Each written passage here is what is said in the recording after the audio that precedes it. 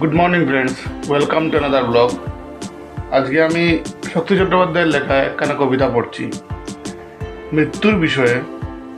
হত্যা করে আমাকে পাথরে, অথচ কোলের কাছে ঝর্ণা ছিল মায়া কাননের। ফুল ছিল ফুটে, ছিল করপুটে পাগল শিকড়, যা ধরে এ দেহ প্রাণ আবার বাতাস নিয়ে সংসার সাজাবে।